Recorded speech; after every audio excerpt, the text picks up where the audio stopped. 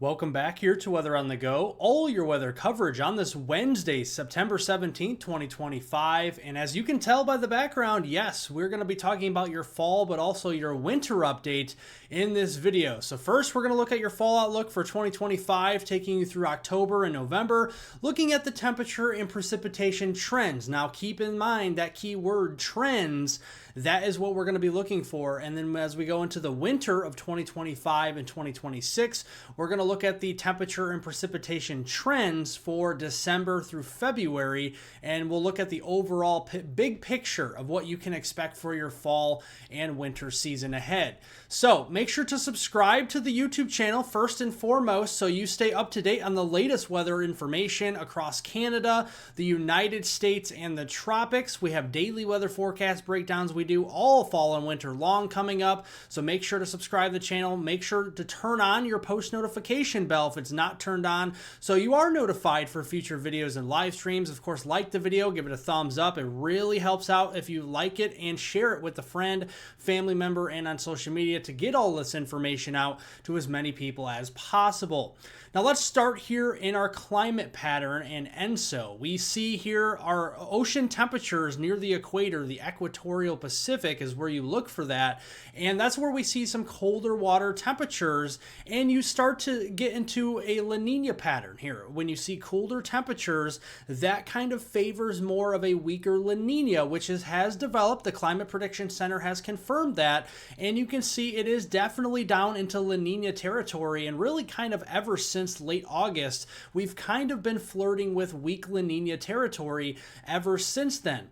So the latest update from the Climate Prediction Center has a pretty good probability of LaNina here, with the blue bar continuing as we go into October, November, and even early December here through the fall season and into the start of winter. And then the probabilities start to decrease, and then the increase in probabilities in our gray bar, that's neutral conditions between LaNina and El Nino, and that starts to develop on the latter half of the winter season, toward the back half, talking more January, February, and then into March. So what does this mean? A LaNina pattern typically brings a more variable polar jet from the north, and it brings colder air down as you have a ridge developing in the North Pacific. It's a blocking ridge of high pressure. That would mean colder air spilling down from Siberia and from the Arctic all the way down through Canada and the northern United States. We also have a Pacific jet stream that brings in moisture into the Pacific Northwest and southwestern Canada, and then it's a little bit drier as that moisture in the subtropical jet is cut off further to the south, and it's also a warmer trend in a LaNina pattern for the south. So not only is it just drier, it is also warmer. We also see those jet streams coalescing across the Ohio Valley into the Great Lakes. That brings an uptick in moisture and wetter trends for the Ohio Valley there and into parts of the Great Lakes, even the Midwest and Northeast as well, as we go into a typical LaNina pattern. So let's look at what we expect as we go into next month, into October of 2025. Notice we have a big ridge of high pressure building across the western United States, a little bit of a signal of a trough over here toward the northeast, and what that's going to mean is the jet stream is going to go up and over top of that ridge, and it's going to be warming up in a big way across the western United States. It could pull some cooler air down from eastern and central Canada into the mid-Atlantic and the northeast as we go into October, with a frequent cold fronts possible across the northeast, but the warmer air and the drier conditions likely to extend across the desert southwest and the Rockies into the southern plains once we go into October. And you can see that drier trend we're talking about here, where you see those deeper yellows and oranges. That's where the drought is going to continue to become more intense and widespread, even as we go into October across the desert southwest, the Rockies, and the southern plains. You could add in the southeast as well. Depending on any tropical trends we see in October, it looks like a drier look for most of the southeast, including Florida in October, and then a little wetter across the Great Lakes region into the Ohio Valley, where we could see some storm systems bringing some cold fronts through, and that means some rain showers and thunderstorm opportunities as we go deeper into the month of October up there. Going into November 2025, notice the ridge that's out west in October is going to become more progressive. It's going to shift further east in November.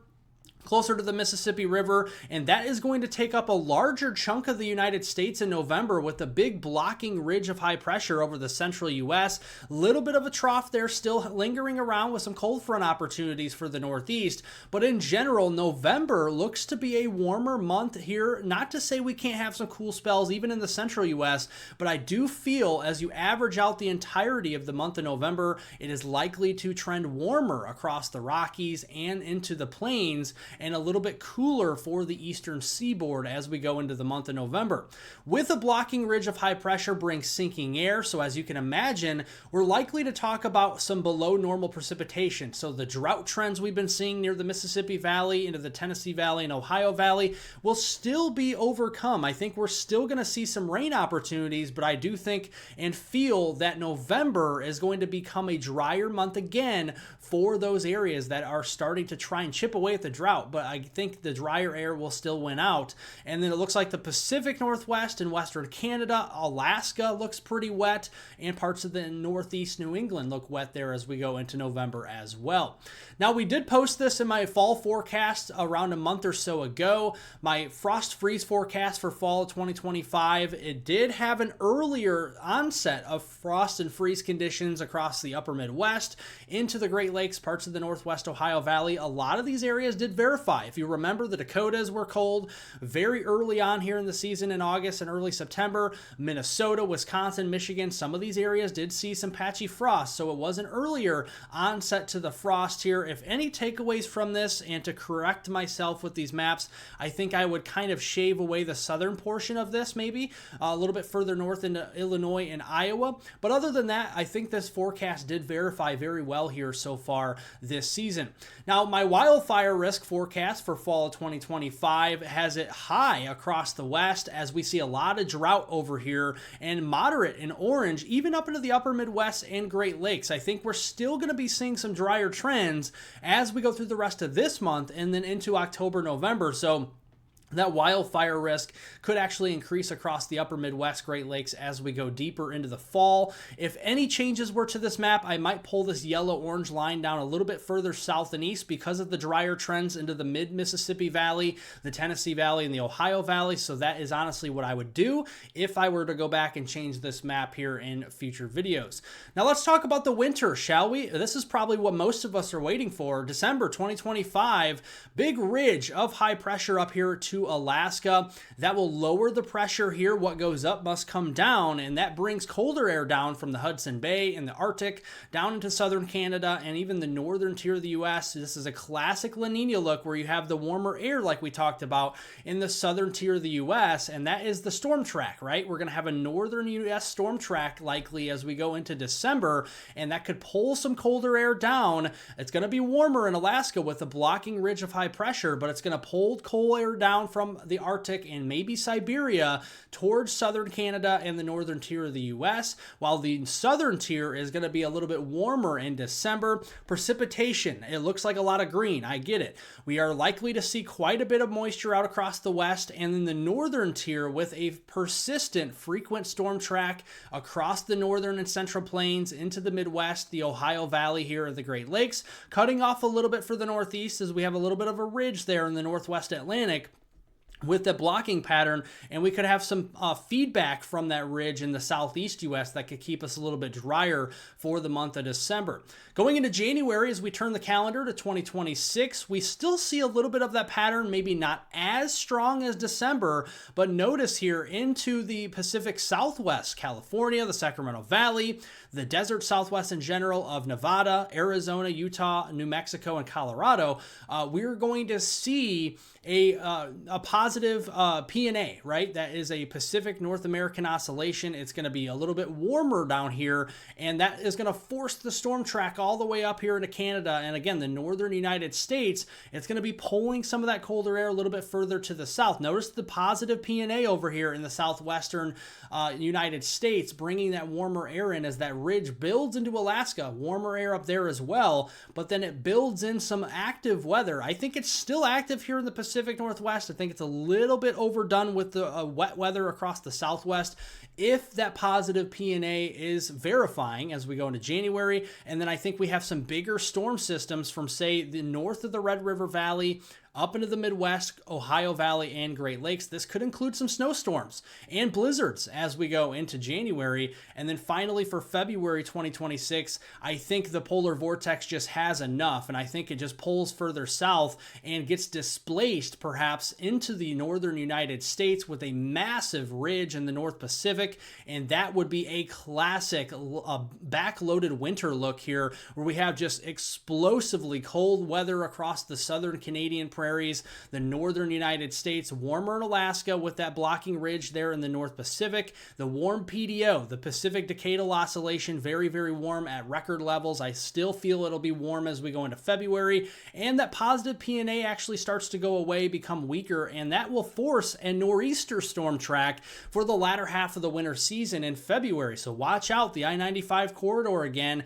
Maryland, areas that used to see a lot of big snowstorms and blizzards here in the Northeast. February could be your month as we go into the latter half of the winter season. So I think it's more of a backloaded winter. You have the Clipper systems coming down, a little bit of a signal for that there on the outer edge of that, instead of a ridge, a trough, right? We're going to have more of a trough, and that could bring some, nickel and dime type snowstorms down across the plains and into the Midwest for February. So when you average all 3 months out for the winter season, December of 2025 and January and February 2026, the colder look is there across Canada and the northern U.S. We have a warmer look, more of a classic LaNina look across the southern tier, and then you have that big blocking ridge there up toward Alaska and the North Pacific, a little bit of a blocking high pressure over here in the Northwest Atlantic, slowing things down. So that means slower transitions. So that means the snowstorms could be much more heavy and slower moving, which would bring more snow, ice, and rain, and even severe weather. And then obviously the colder air. You can see all of that coming together as we go into December of 2025, January and February of 2026. Well, if you took a lot of information away from this video and you did enjoy it, make sure to subscribe to the YouTube channel if you're not subscribed already. We'll continue to keep you updated on the fall and winter season as we get a lot more information the closer it gets. So subscribe to the channel, turn on post notification bell so you are notified for future videos and live streams I do on the channel. Like the video, of course, give it a thumbs up and share it with a friend, family member, and on social media. And also comment in the comment section down below the video. I want to hear from you and what you think this fall and winter season will be like in your area. Thank you all for watching, folks. Thanks for the support, and I hope everyone has a wonderful rest of their Wednesday out there.